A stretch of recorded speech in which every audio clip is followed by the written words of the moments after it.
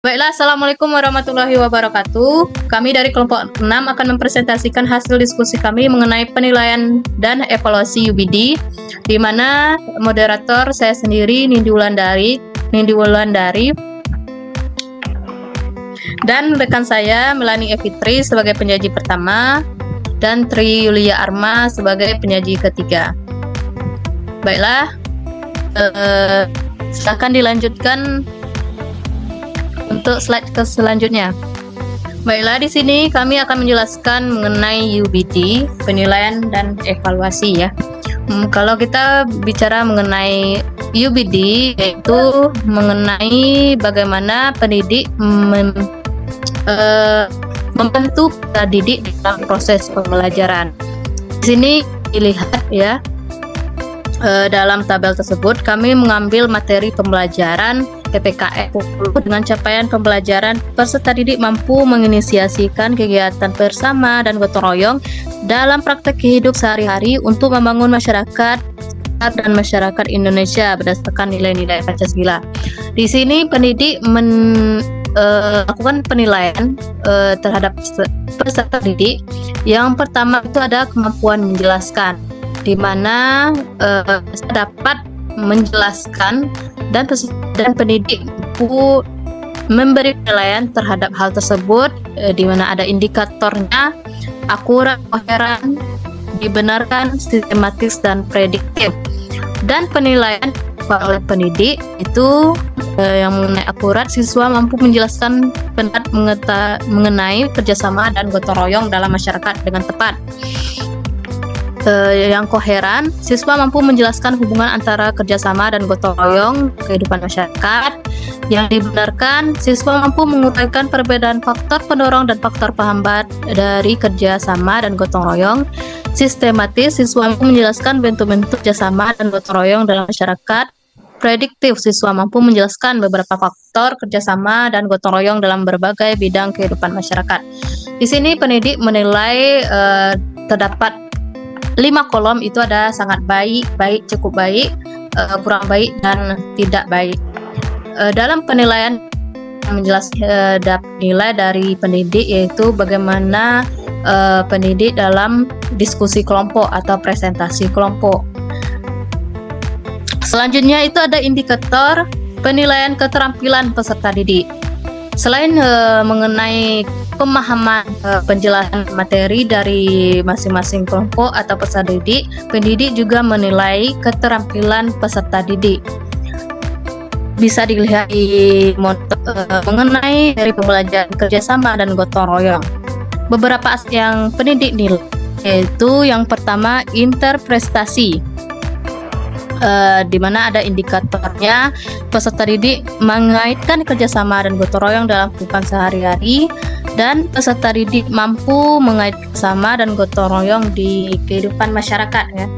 Jadi rubrik penilaian dari pendidik atau guru ada 3 kolom, itu ada kurang, cukup, baik, dan sangat baik.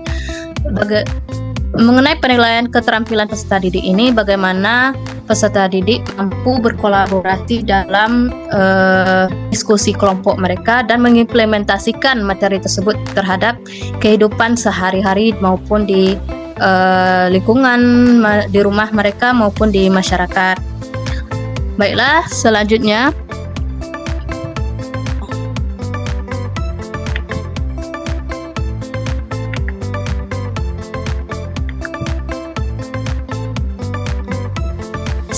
itu ada signifikan, di mana indikator itu pendidik menilai peserta didik mengetahui faktor pendorong, faktor penghambat kerjasama dan gotong royong dalam masyarakat. Jadi ketika mengimplementasikan di kehidupan sehari-hari, mereka dapat mendorong penghambat melaksanakan atau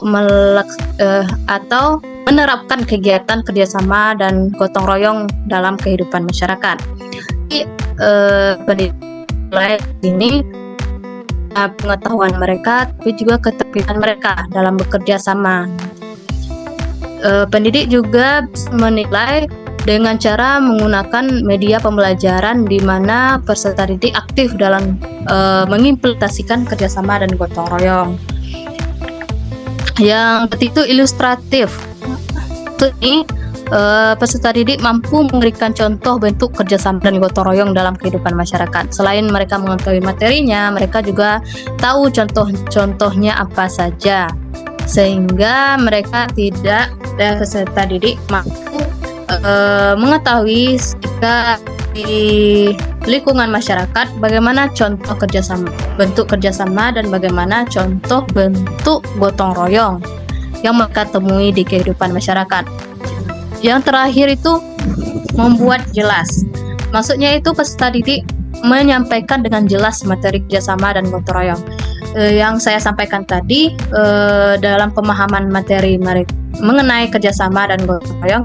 Di sini bagaimana peserta didik mampu setelah memahami materi tersebut juga mampu menyampaikan hasil pemahaman mereka dalam bentuk diskusi kelompok yang dibuat oleh yang diarahkan oleh guru didik, sehingga mereka selain memahami, mengamati juga mampu menyampaikan kembali pada kelompok lainnya atau tukar pendapat atau opini mengenai materi kerjasama dan gotong royong. Baik, selanjutnya itu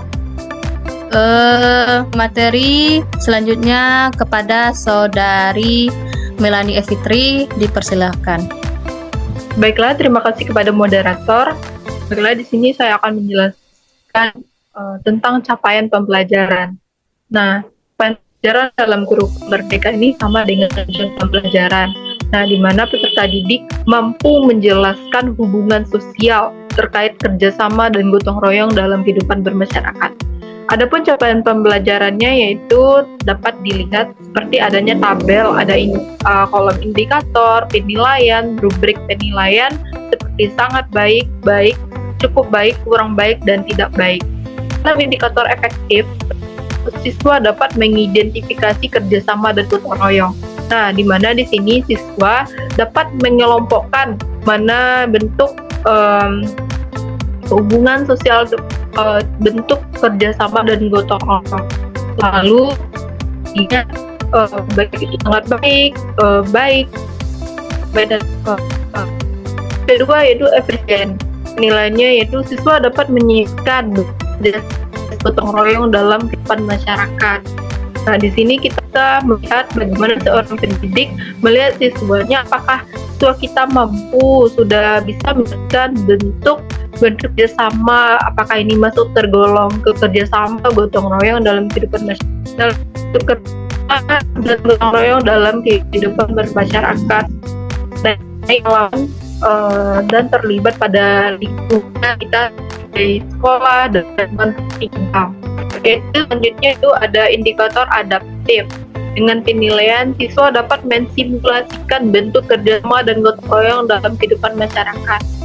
Nah, siswa harus mampu juga menjelaskan bagaimana mengilustrasikan atau melaksanakan atau mempraktekkan bentuk kerjasama yang mana dan gotong royong dalam kehidupan masyarakat itu bagaimana. Tidak hanya secara teori, tetapi secara praktik dalam kita harus dilaksanakan. Indikator selanjutnya itu adalah anggun atau grade score. Dalam penilaian yaitu siswa dapat kerjasama dan gotong royong dalam kehidupan. Dan di sini siswa dapat berikutnya mengenai aspek yang dinilai, kriteria, indikator, dan penilaian. Nah, di mana pada tabel ini terdapat aspek yang dinilai seperti kolaborasi. Kenapa kolaborasi yang kami ambil? Karena dalam kerjasama dan gotong royong itu pasti kita akan berkolaborasi tentunya dengan pihak-pihak tertentu, masyarakat dan teman atau sahabat dalam bekerja sama dan gotong royong, baik itu dalam lingkungan sekolah, lingkungan masyarakat. Tentu aspek yang dinilai adalah kolaborasi. Kriteria seperti sensitif dan indikatornya yaitu peserta didik memiliki perasaan sensitif terhadap kerjasama dan gotong royong dalam lingkungan sekitarnya. Nah, di sini apakah siswa itu memiliki perasaan perasaan terhadap orang bekerja sama dan gotong royong, apakah dia ikut serta gitu. sensitif mendengarkan kabar bagaimana orang bekerja sama, gotong royong, apakah dia ikut melaksanakan atau tidak. Dalam penilaiannya bisa kurang baik, baik, sangat baik. Jika dia belum bisa menerima perasaan bahwa kerjasama gotong royong itu dilakukan dalam lingkungan sekitar, sementara dia tidak ikut, maka dia masuk ke dalam penilaian kurang baik. Akan tetapi peserta didik jika dia merasakan perasaan tersebut, dia bisa masuk ke dalam baik atau sangat baik. Yang kedua adalah terbuka. Peserta didik memiliki sifat terbuka terhadap hal dan pemahaman baru yang ditemukan dalam kerjasama dan gotong royong dalam lingkungan sekitar. Nah, dalam kerjasama dan gotong royong ini pasti memiliki sikap yang terbuka oleh peserta didik, tidak mungkin tertutup karena dia akan berkolaborasi tentunya, bekerja sama dan mempunyai sikap solidaritas tentunya dalam lingkungan sekitar yang dapat dinilai pada kolom penilaian.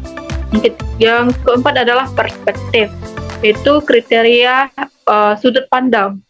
Itu indikatornya peserta didik memiliki kesadaran yang tajam dan cepat tanggap terhadap kerjasama dan gotong royong dalam lingkungan sekitarnya. Nah, bagaimana di sini peserta didik, apakah dia memiliki kesadaran diri dalam dirinya, tanggap cepat terhadap kerjasama dan gotong royong yang ada di lingkungan tempat tinggalnya maupun sekolahnya. Yang terakhir adalah taktis atau tactful. Nah, indikatornya yaitu peserta didik mampu menyatakan pendapatnya dengan baik tentang berbagai bentuk kegiatan kerjasama gotong royong dalam lingkungan sekolah ataupun lingkungan masyarakat. Indikatornya di sini adalah peserta didik itu mampu menyatakan persepsinya, pandangannya, ide atau pendapatnya dengan baik, baik itu dalam diskusi, rapat, atau berkolaborasi tentunya dalam kerjasama yang berkaitan dengan gotong royong dalam lingkungan masyarakat atau sekolah. Dan di sini terdapat keterangan jika diberikan skor 3 itu sangat baik jika indikatornya terlihat.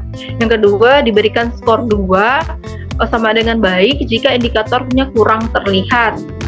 Yang C-nya diberikan skor 1 kurang baik jika indikatornya tidak terlihat. Perhitungan nilai ini dapat dilakukan yaitu dengan rumus nilai akhir sama dengan skor yang diperoleh dibagi skor maksimal. Nah, itulah pemaparan selanjutnya. Bisa next. Baiklah, terima kasih kepada Melanie Evitri, penyaji pertama. Untuk selanjutnya kita masuk ke penyaji yang terakhir, yaitu kepada Tri Yulia Arma. Dipersilahkan. Baik, terima kasih atas waktunya, Bu. Terima kasih moderator. Saya akan melanjutkan materi selanjutnya, yaitu mengenai memiliki pengetahuan diri. Nah, di mana di sini terbagi menjadi 5 bagian. Yang pertama yaitu sadar diri. Nah, sadar diri ini di mana seorang peserta didik ini telah menyadari bahwa pentingnya kerjasama dan gotong royong di dalam kehidupan masyarakat. Jadi, peserta didik ini memiliki kesadaran bahwa kerjasama itu sangatlah penting untuk membantu dan memudahkan untuk membantu pekerjaannya supaya menjadi lebih mudah. Jadi dengan adanya sikap kerjasama ini tertanam di dirinya, maka dia akan spontan memiliki sadar akan tanggung jawabnya. Misalnya seperti adanya piket kelas, tentu dia akan memiliki kesadaran untuk menolong teman sesama piketnya dan lainnya. Kedua yaitu metakognitif. Nah, yang mana di sini peserta didik ini dapat menunjukkan informasi mengenai pemecahan masalah yang terjadi jika kerjasama dan gotong royong ini dalam kehidupan masyarakat tidak berjalan dengan baik. Jadi, dengan artian kata lainnya, metakognitif ini adalah solusi, yaitu seorang peserta didik ini mencoba untuk mencarikan solusi dari permasalahan yang terjadi. Misalnya, apabila suatu gotong royong atau kerjasama ini tidak berjalan dengan baik, maka dia mencoba untuk mencarikan solusinya. Begitu.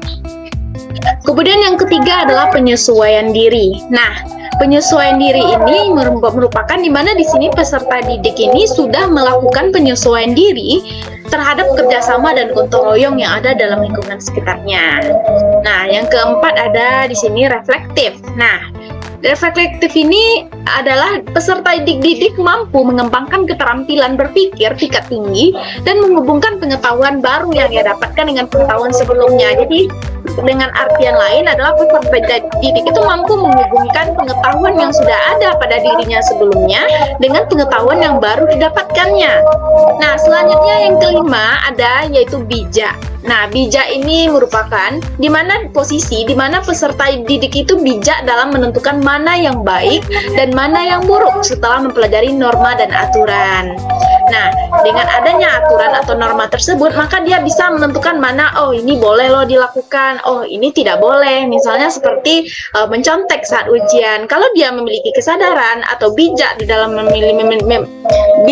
menentukan keputusan, tentu dia tidak akan melakukan atau mencontek tadi karena dia itu tahu bahwa itu merupakan perbuatan yang melanggar aturan dari ujian tersebut.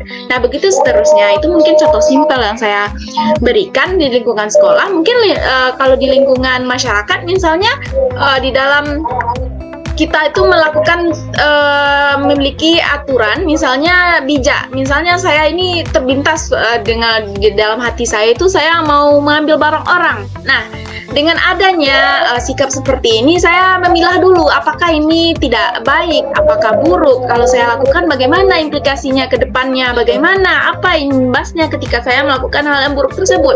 Nah, itu pentingnya peserta didik atau seseorang itu memiliki sifat bijak. Nah, mungkin itu yang dapat saya sampaikan. Terima kasih atas perhatiannya. Saya kembalikan kepada Ibu Moderator.